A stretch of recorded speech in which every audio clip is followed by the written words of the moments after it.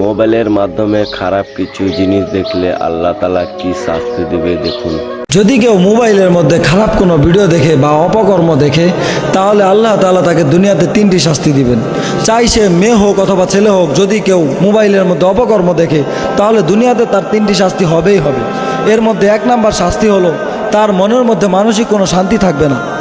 যদি কেউ মোবাইলের মধ্যে খারাপ ভিডিও দেখে তাহলে তার মনের মধ্যে মানসিক শান্তি থাকবে না, কেননা এই খারাপ ভিডিও দেখার কারণে তার মনের থেকে মানসিক শান্তিকে আল্লাহ তাআলা উঠিয়ে নেবেন। আর 2 নাম্বার হলো তার রিজিকের মধ্যে অভাব দেখা দিবে, অভাব তাকে গ্রাস করে নেবে। সে অনেক টাকা ইনকাম করবে, টাকা রোজগার করবে, কিন্তু তার টাকাগুলো থাকবে না, সে এই টাকাগুলোকে ধরে রাখতে পারবে না। আর 3 নাম্বার যেই মারাত্মক শাস্তিটি হবে সেটি হলো, যদি সে ছেলে হয় তাহলে তার ওয়াইফ তার কাছে ভালো লাগবে না, আর যদি সে মেয়ে হয় তাহলে তার হাজব্যান্ড তার কাছে ভালো লাগবে না।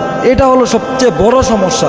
যদি আপনি মোবাইলের মধ্যে খারাপ ভিডিও দেখেন, অপকর্ম দেখেন, তাহলে আপনার কাছে মনে হবে যে অপকর্মের মধ্যে যে আছে সেই মনে হয় ভালো, আমার হাজব্যান্ড আমার জন্য মনে হয় ভালো না, আমার ওয়াইফ মনে হয় আমার জন্য ভালো না, ওই অপকর্মের নারীটাই মনে হয় আমার জন্য ভালো, এরকম মনে হবে।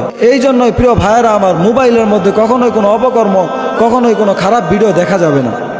যদি আপনি আমার এই কথাগুলোকে মেনে চলতে পারেন, ইনশাআল্লাহ আল্লাহ তাআলা আপনাকে বরকত দিবেন এবং আপনি অনেক ভালো থাকবেন।